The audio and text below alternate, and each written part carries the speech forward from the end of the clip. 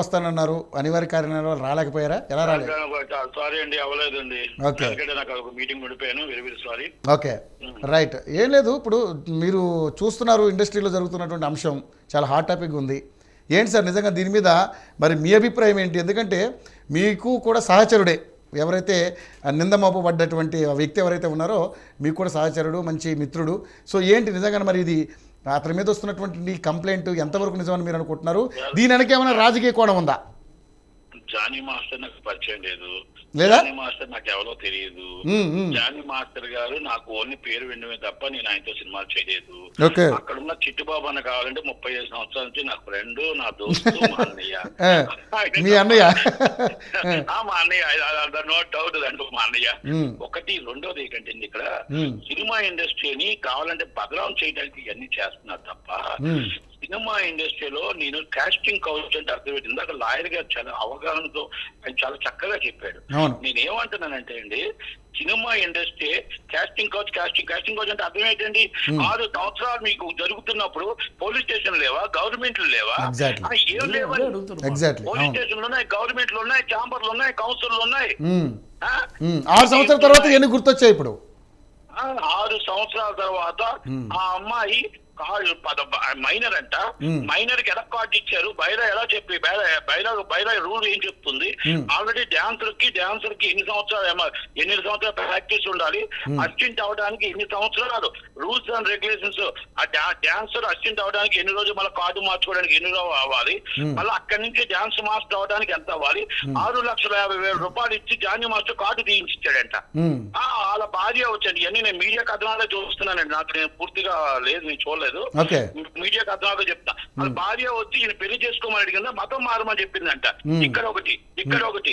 ఇంకోటి అంటే మొత్తం టోటల్ ఒక బొంబాయిలో ఆమె షోకి తీసుకెళ్లి రూమ్ లో మానభంగం చేయబోయాడంట. అంటే రూమ్ అది హోటల్ ఏమైనా గొడ్డుపోసి పోయిందో, 5 స్టార్ హోటల్ 3 స్టార్ హోటల్ ఉండి ఉంటది కదా,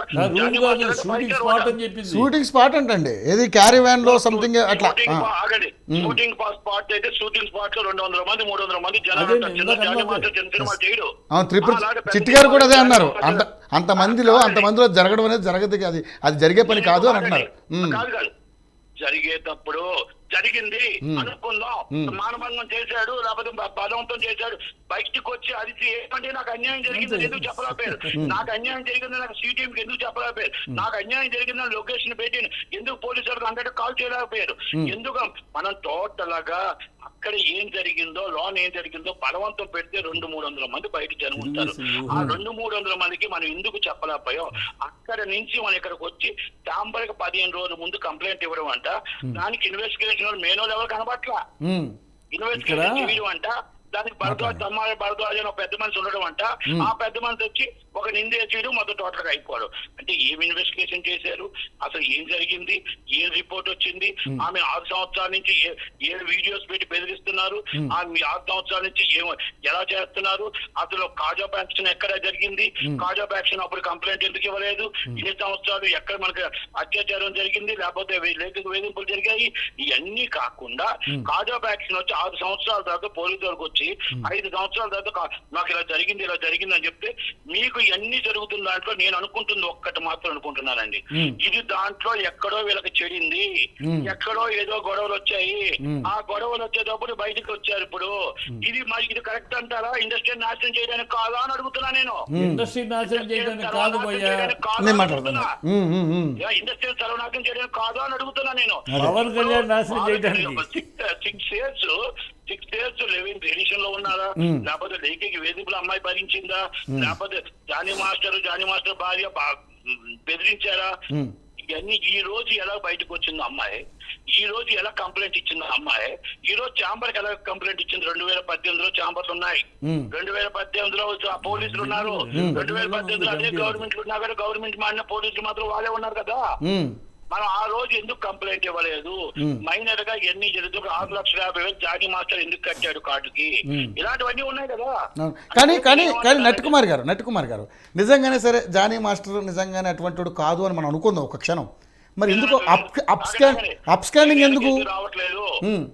నేను ఒక్క మాట చెప్తున్నా, ఈ అమ్మాయి తప్ప జానీ మాస్టర్ తప్ప అని కాదు, మన సభ్య సమాజం సిగ్గు తెచ్చుకునే విధంగా సినిమా ఇండస్ట్రీలో ఎంతో మంది అక్కలు చెల్లెళ్ళు అమ్మలు అందరూ ఉన్నారు. ఈ రోజు ఎంతో మహామహులు హీరోయిన్లు అయ్యారు. ఈ రోజు ఎంతో మంది జరుగుతున్నా కూడా ఈ రోజు ఇండస్ట్రీ మీద అన్ని నిందులు పడుతూ ఎవరో ఒక రాయి వేసిన దానికి ప్రతి వాళ్ళు మమ్మల్ని చీప్ గా చులకనగా ఆడపిల్లలంటే ఇలాగే ఉంటారా, ఆడవాళ్ళంటే ఇలాగే ఉంటారా, ఆడవాళ్ళంటే ఇలాగే వస్తారా అన్న మాట అంటున్నారని ఆ బాధతో నేను ఛాంబర్ ఒక కౌన్సిల్ జాయింట్ సెక్రటరీగా 100% ఇది రావాలి, చెప్పాలి బయటికి.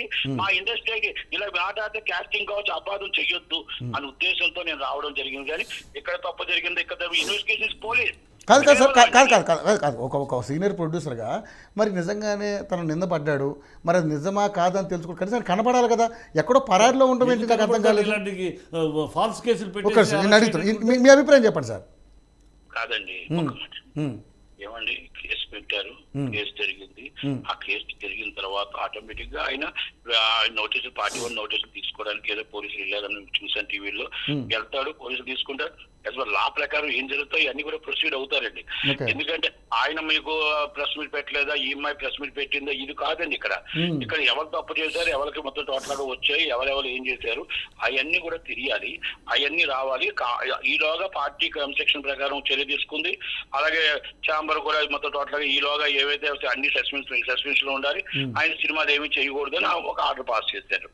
ఓకే, అది ఎందుకంటే మా ఒక అభియోగం వచ్చింది కాబట్టి ఆ అభియోగం అనేది ఇవన్నీ ఉంటాయి. ఒకటి. రెండో విషయం నేనేం చెప్తున్నానంటే ఆ అమ్మ నేను ఒక్కటి అడుగుతున్నానండి, అమ్మాయి వచ్చేది, అమ్మాయిని వచ్చి నిజంగా ఏదో మోసం చేద్దామని మోసగాడు అడిగాడండి. మోసగాడు మీకు వేషం ఇస్తానో మిమ్మల్ని లోబెట్టుకోవడానికి మిమ్మల్ని అడిగాడు. మీరు రాత్రి కోటీసులు అవడానికి, రాత్రి క్యారెక్టర్ మొత్తం నెంబర్ 1 ప్లేస్కి వెళ్ళడానికి మీకు మొత్తం టోటల్ గా మీరు కూడా లొంగడం మానపాయాలు కూర్చోవడం తప్పు కదా. నేను ఎందుకు అడుగుతున్నానంటే మీ ఇద్దరికి ఇష్టం లేకపోతే జరుగుతుందా? జరగదు. ఇష్టం లేకపోతే జరుగుతుందంటే మీరు చెప్పండి. అంటే ఇప్పుడు కంటెంట్ ఉంటే మనం ఎవరు ఆపలేమండి. కంటెంట్ ఉంటే మాత్రం ఎవరు ఆపలేము. కంటెంట్ లేకపోతే ఇలాంటి మోసగాల చేతిలో మోసపోతుంటాం. నేను ఎందుకు చెప్తున్నానంటే అండి, ఎక్కడో ఏదో జరుగుతుంటే అన్ని సినిమా ఇండస్ట్రీకి ఆపాదించకూడదు. ఈ రోజు రమ్యకృష్ణ గారు ఒక మాటలు మాట్లాడారు, ఖుష్బు గారు ఒక మాటలు మాట్లాడారు, కామిని గారు ఒక మాటలు మాట్లాడారు, రోజా గారు ఒక మాటలు మాట్లాడారు, అలాగే రాధిక గారు మాట్లాడారు. వాళ్ళు మాట్లాడిన మాటలో మీరు ఒక్కసారి చూడండి. మాకు కాస్టింగ్ కౌచ్ ఎదురైంది, మాకు ఆటుపోటలు ఎదుర్కొన్నాం, సున్నితంగా తిరస్కరించాం, సున్నితంగా వార్నింగ్ ఇచ్చాం, అయినా ఎదుర్కొంటూ వచ్చాం. అంటే అర్థమేంటో తెలుసండి.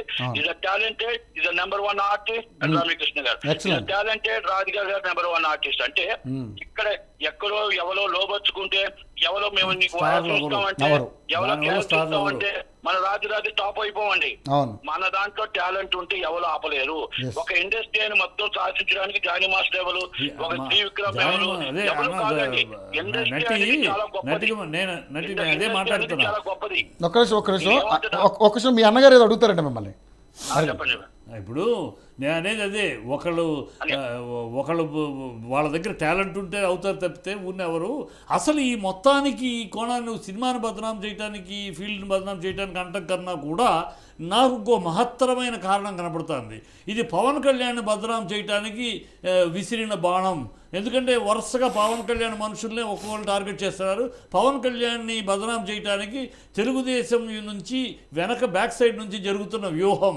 ఎందుకంటే లోకేష్కి అడ్డు రాకుండా 2029 ముఖ్యమంత్రి క్యాండిడేట్ లోకేష్కి అడ్డు రాకుండా ఉండడం కోసం పవన్ కళ్యాణ్ బదనాం చేయాలి. పవన్ కళ్యాణ్ మనుషులందరూ ఇలాంటి వాళ్ళే, పవన్ కళ్యాణ్ ఇలాంటి వాడు అని టోటల్గా అతని యొక్క ఇమేజ్ దెబ్బతీయడానికి ఇది అలా గురిపెట్టిన బాణం. వెనకాల నుంచి ఎవరో రాజకీయ కుట్ర ఉందని శక్తులు అయ్యో నడుపుతున్నాయి.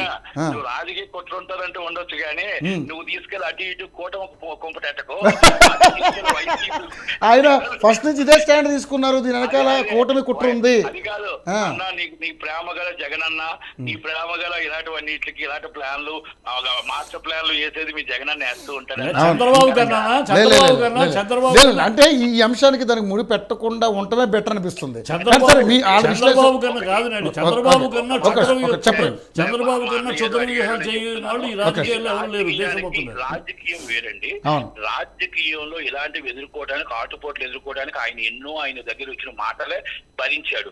ఇది one of the member Johnny Master, కొన్ని కోట్ల మందిలో వన్ ఆఫ్ ది మెంబర్. కానీ కాదుగా పవన్ కళ్యాణ్ మిత్రుడు, పవన్ కళ్యాణ్ శిష్యుడు, అలాగే త్రివిక్రమరావు పవన్ కళ్యాణ్ అలాంటి చాలా మంది ఉన్నారులేండి. అన్ని లిస్ట్ వస్తుంది. పవన్ కళ్యాణ్ ముఖ్యుల మీదే వస్తాయి. నేనేమంటున్నానంటే మన సినిమా ఇండస్ట్రీని బదనాం చేయడానికి కొంతమంది పూనుకున్నారు. దాంట్లో కొంతమంది దాన్ని చాలా సీరియస్ గా తీసుకోవాలా. ఎట్టి పరిస్థితుల్లో మనం ఏమంటున్నాం, 2018 కమిటీ వేసేటప్పుడు ఆ రోజు నేను కూడా ఉన్నాను. ఆ 18 కమిటీలో ఇంతమంది ఉన్న తెక్కమ వాళ్ళందరూ ఏమయ్యారు? ఇప్పుడు కొంతమంది వచ్చి చెప్తున్నారు ఇదంతా కూడా ఒక్కసారి పరిశీలన చేయాలి. రెండోది committee report immediately complaint immediately dissolve చేసి దాన్ని కరెక్ట్ అయితే కరెక్ట్ అని చెప్పి పోలీస్ స్టేషన్ పంపించాలా. Submitted is government. లేదు అనుకుంటే ఎవరైతే కంప్లైంట్ పెట్టారో వాళ్ళ మీద ఇది రాంగ్ అమ్మా, నీ దగ్గర ప్రూఫ్స్ లేవు కాబట్టి నేనేమి చేయలేమని రిటర్న్ గా లెటర్ పంపించాలా. ఎందుకంటే పూనం కౌర్ కూడా కంప్లైంట్ ఇచ్చాను, చాంబర్ కి ఇచ్చాను, నేను ఎక్కడెక్కడ ఇచ్చాను, నా కంప్లైంట్ కూడా పట్టించుకోలేదు, ఏదేదో చెప్పుకొస్తున్నారు. అంటే నేను ఏమంటున్నానంటే పవన్ కళ్యాణ్ నాకు ఒక విషయం చెప్పమ్మా. నేను ఒక విషయం ఫినిష్ చేస్తాను.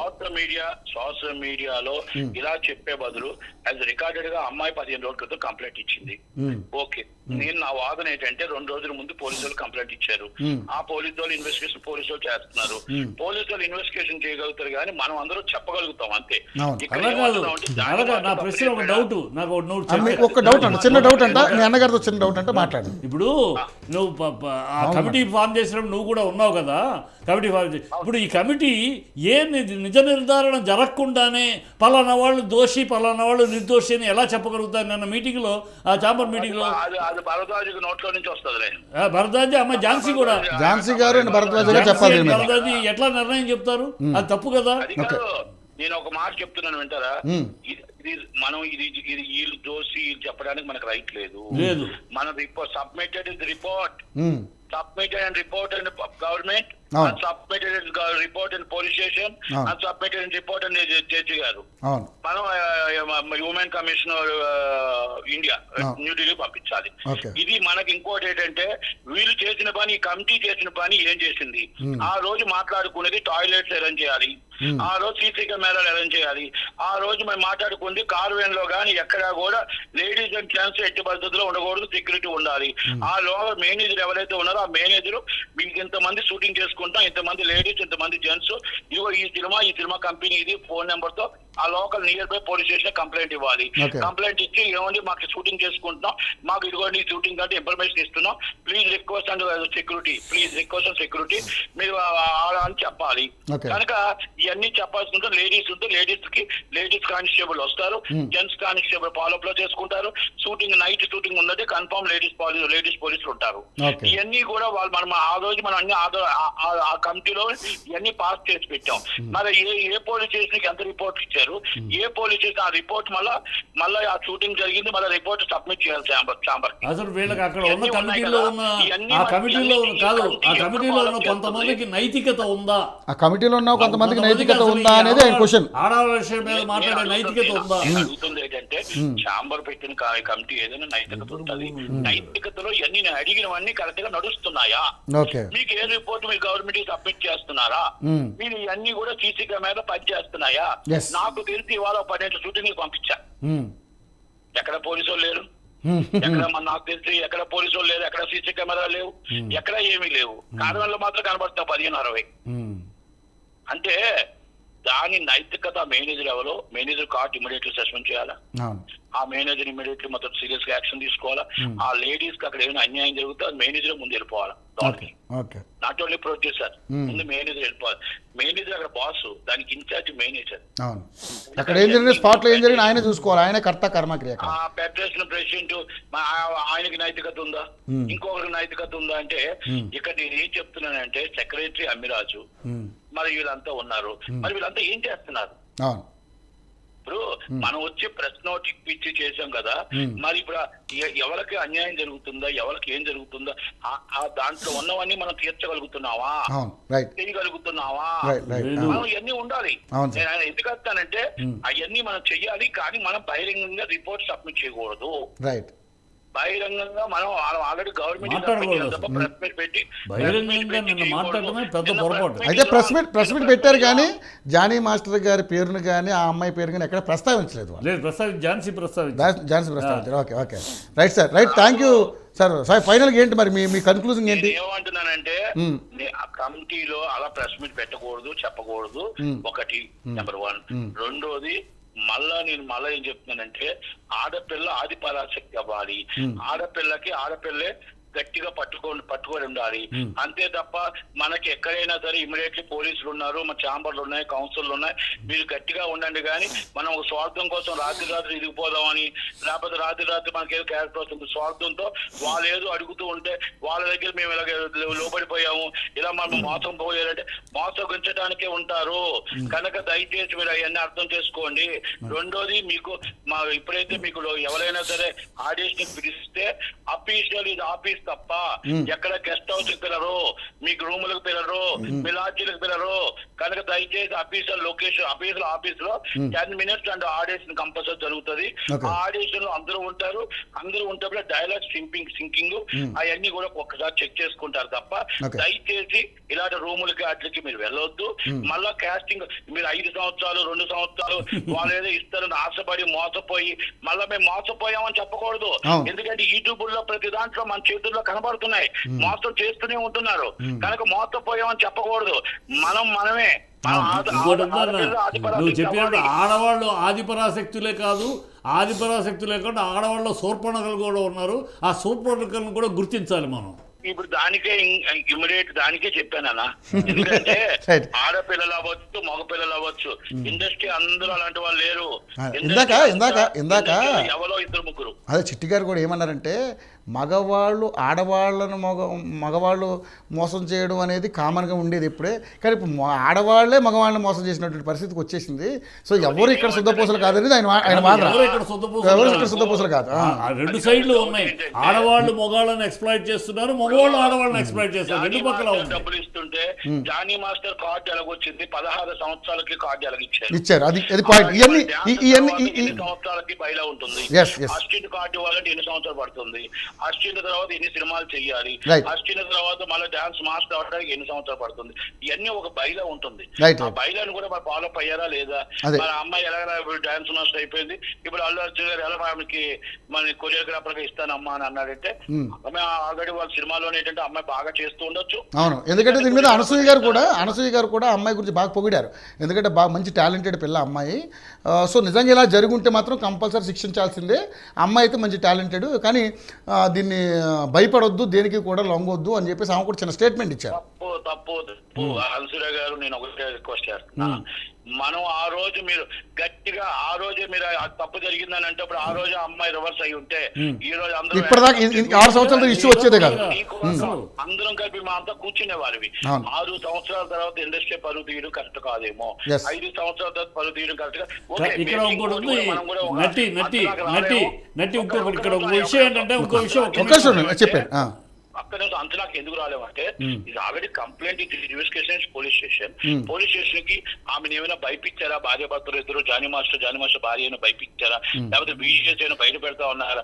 ఏం చేస్తున్నారు? ఏంటి లేక వేధింపులు జరిగాయి, అత్యాచారం జరిగిందా, ఏం జరిగింది అనేది పోలీస్ రిపోర్ట్ ఉంటుంది. ఆ పోలీస్ రిపోర్ట్ వచ్చిందాక, ఇన్వెస్టిగేషన్ రిపోర్ట్ వచ్చిందాక మనం ఓన్లీ ఊహాగానాలు కాదు కాదు మనం కూడా మాట్లాడాలి. నటి ఒక్క నిమిషం, ఇక్కడ నిర్దిష్టమైన లాజిక్ పాయింట్ ఉంది.